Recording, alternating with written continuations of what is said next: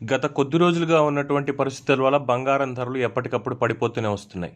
బంగారం కొనుగోలు చేయాలని భావిస్తున్న వారికి ఇది ఊరట కలిగించే అంశం. అంతర్జాతీయ మార్కెట్లో పసిడి ధర పెరిగినా కూడా దేశీయ మార్కెట్లో బంగారం ధర తగ్గడం గమనార్హం. బంగారం ధర తగ్గితే వెండి మాత్రం పైకి కదిలింది.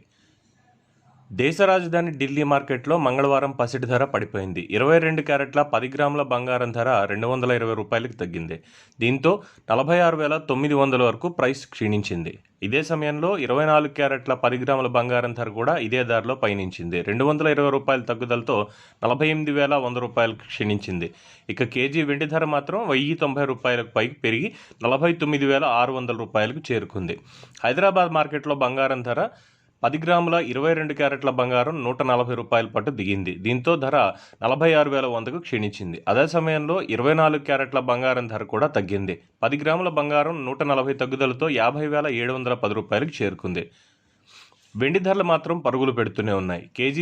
కేజీ వెండి ధర ఏకంగా ₹1,090 పెరిగింది. దీంతో 49,600కి ఎగిసింది.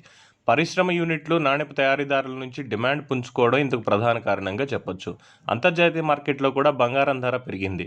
పసిడి ఔన్స్కు 0.08% పైకి కదిలింది. దీంతో బంగారం ధర ఔన్స్కు $1,795కు చేరింది. బంగారం ధర పెరిగితే వెండి కూడా ఇదే ధరలో పైకి కదిలింది. వెండి ధర ఔన్స్కు 0.22% పెరుగుదలతో $18.62కు చేరుకుంది. ఇకపోతే బంగారం ధరపై ప్రభావం చూపే అంశాలు చాలానే ఉన్నాయి. ద్రవ్యోల్బణం, గ్లోబల్ మార్కెట్, పసిడి ధరల్లో మార్పు, కేంద్ర బ్యాంకుల వద్ద ఉన్న బంగారు నిల్వలు, వడ్డీ రేట్లు, జ్యువెలరీ మార్కెట్, భౌగోళిక ఉద్రిక్తతలు, వాణిజ్య యుద్ధాలు వంటి పలు అంశాలు పసిడి ధరపై ప్రభావం చూపుతాయి.